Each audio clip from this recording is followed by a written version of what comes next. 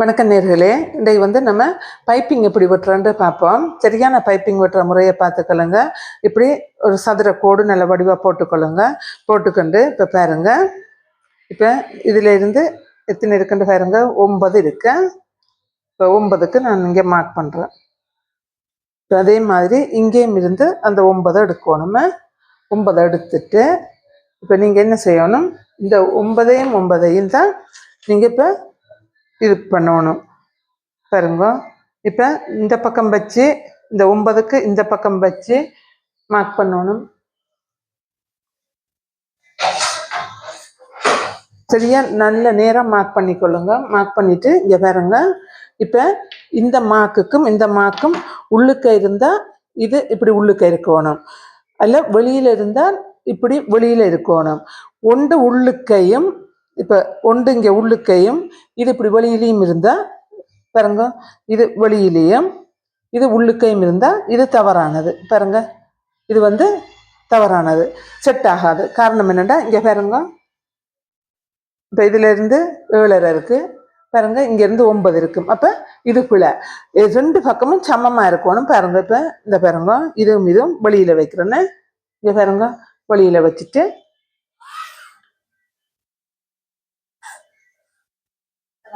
இதுதான் சரியான முறை பாருங்க.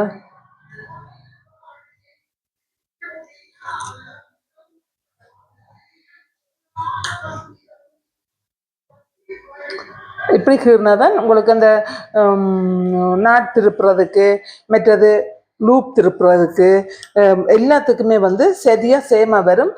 அது இப்போ சில இதுகளில் பார்த்தீங்கன்னா திரி இருக்கும் முறுக்கின மாதிரி.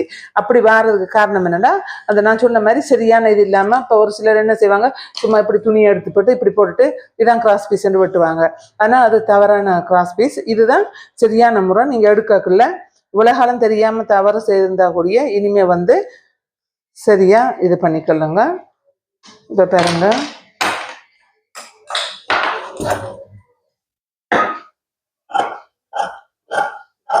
இப்போ இதில் பார்த்தீங்கன்னா இன்னும் சின்னது கீறலாம். இங்கே பாருங்க, இப்போ சின்ன அடிமட்டத்தை வச்சுட்டு அல்லது 1.5 அடிமட்டத்தை வச்சுட்டு இங்கே பாருங்க, இந்த பக்கமும் துணியை நீங்கள் இது பண்ணக்கூடாது, அநியாயமாக வேஸ்ட் பண்ணாதீங்க. இங்கே பாருங்க, நல்லா நேராக வச்சு நேராக கீறி கொண்டீங்கன்னா கழுத்துக்கு பைப்பிங்குக்கு எல்லாத்துக்கும் இது வந்து நல்ல வடிவாக வரும்.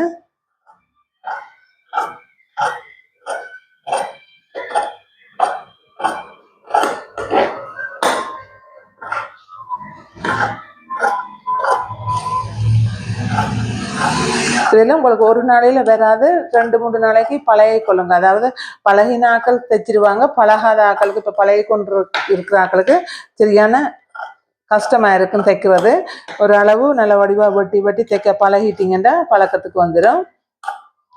இப்போ பாருங்க, இதான் இப்போ வெட்டிட்டேன் நாங்கள். இப்போ அதை ஜாயின் பண்ணுறது அப்படின்னா இப்போ பாருங்க, இது கொஞ்சம் நீட்டம் கூட இருந்ததுன்னா இதை கொஞ்சம் நீங்கள் கட்டையாக்கி கொள்ளலாம். பாருங்க, இந்த பாயிண்டை வந்து இப்படி கட்டையாக்கி கொள்ளலாம். கட்டையாக்கிட்டு ஆனால் ரெண்டும் ஒரே அளவில் இருக்கணும். பாருங்க, இப்படித்தான் வைக்கணும். இங்கே பாருங்க, இப்போ நான் அன்றைக்கு அந்த கவுன் தைக்கிற நேரமும் காட்டி கொடுத்தேன். இங்கே பாருங்க, இப்படி இது ரெண்டையும் சேமாக வச்சுட்டிங்கன்னா இதில் பாருங்க ஒரு வி விழுகுது. அப்போ இந்த வியில தான் நீங்கள் வந்து நேராக தைக்கணும். இந்த வியில பாருங்க, இங்கே பாருங்க, இந்த வி கோடு போட்டுக்கொண்டு தைங்க.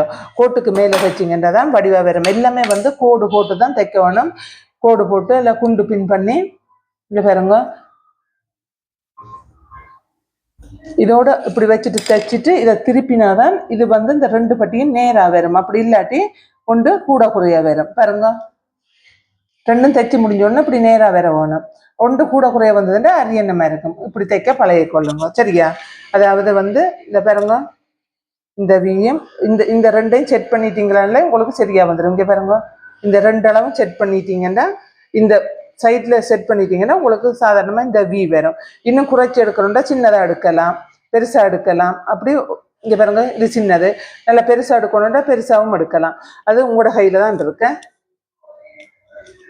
கிராஸ் பீஸ் நம்ம வெட்டிட்டோம். இப்போ நான் உங்களுக்கு அதை தைச்சி காட்ட போகிறேன். பாருங்க, இப்படித்தான் ரெண்டையும் ஒண்டா பிடிச்சிட்டு பாருங்க, உங்களுக்கு கலர் நூல்களில் கூடிய போடுறேன்னு நல்லா தெளிவாக தெரியும். ரெண்டு வெள்ளை நூலில் போட்டால் தெரியாது தையல் எங்கே வருதுன்ட்டு, அதனால கலர் நூல்கள்லேயே போட்டு காட்டுறேன். பாருங்க, இப்படி போட்டுட்டு இப்படி குறுக்கு கட்டிக்கொள்ளணும். இல்லாட்டா நீங்கள் தைச்சொண்டு போக்குள்ள பிரிஞ்சிடும்.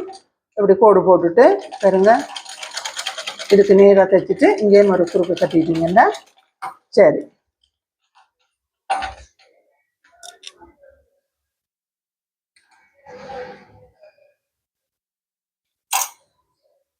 பாருங்க, இப்போ எப்படி நேராக வந்திருக்கின்ற தைய. இப்போ இந்த வழியில் அந்த கிராஸ் பீஸை இதை வந்து நம்ம என்ன செய்யணும்னா வெட்டி விட்டுருவணும். பாருங்க, இது நேராக வெட்டி விட்டிங்கன்னா பாருங்க, இந்த கிராஸ் பீஸ் எவ்வளோ நீட்டாக வடிவாக இருக்குன்ட்டு இவ்வளோதான் வேலை. இந்த மாதிரி தைச்சி பழகிக்கொள்ளுங்க. ஏன்னா வளமையாக நெடுக எனக்கு இதில் காட்டி கொண்டு இருக்கல, நான் ஒவ்வொரு கிளாஸ்லேயும் ஒவ்வொரு நுணுக்கங்களும் உங்களுக்கு சொல்லித்தரேன். அதை நீங்கள் தான் பார்த்து பிடிச்சி பழகிக்கொள்ளணும். பாருங்க, இந்த தையல் எவ்வளோ நேராக வந்திருக்குன்ட்டு.